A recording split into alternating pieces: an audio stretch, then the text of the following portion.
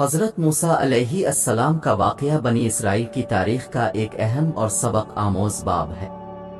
آپ کی پیدائش اس وقت ہوئی جب فرعون مصر نے بنی اسرائیل کے لڑکوں کو قتل کرنے کا حکم دے رکھا تھا۔ آپ کی والدہ نے آپ کو ایک صندوق میں بند کر کے دریائے نیل میں بہا دیا، جہاں سے فرعون کے گھر والوں نے آپ کو تلاش کر لیا۔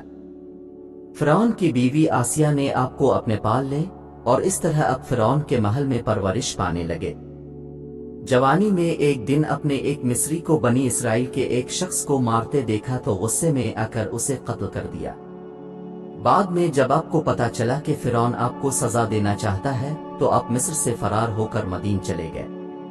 وہاں اپنے حضرت شعیب علیہ السلام کی بیٹی سے شادی کی اور کئی سال تک ان کی بکریاں چراتے رہے۔ ایک دن جب آپ کو طور پر گئے تو اپنے ایک جلتے ہوئے درخت کو دیکھا جہاں اللہ نے اب سے ہم کلام ہو کر آپ کو نبوت عطا کی اور فرعون کے پاس جانے کا حکم دیا۔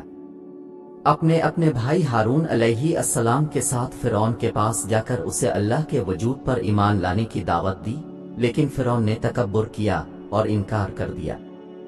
اللہ نے حضرت موسیٰ علیہ السلام کو معجزات عطا کیے جن میں عصا کا اژدھا بن جانا اور روشن ہاتھ کا معجزہ شامل تھا، لیکن فرعون اور اس کے ساحروں نے ان معجزات کو جادو قرار دے کر انکار کر دیا۔ آخرکار اللہ نے فرعون اور اس کے لشکر کو دریائے نیل میں غرق کر دیا جب وہ بنی اسرائیل کا پیچھا کر رہے تھے۔ اس کے بعد حضرت موسیٰ علیہ السلام بنی اسرائیل کو لے کر کو طور پہنچے جہاں اب پر تورات نازل ہوئی۔ بنی اسرائیل نے بار بار نافرمانی کی، حتیٰ کہ وہ بچھڑے کی پوجا کرنے لگے۔ حضرت موسیٰ علیہ السلام نے اپنی قوم کو 40 سال تک صحرا میں رہنے پر مجبور کیا جب تک کہ ایک نیا صالح نسل تیار نہیں ہو گیا۔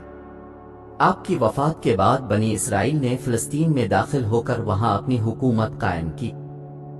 حضرت موسیٰ علیہ السلام کی زندگی کا یہ واقعہ صبر، توکل اور اللہ کی رضا پر راضی رہنے کی بہترین مثال ہے۔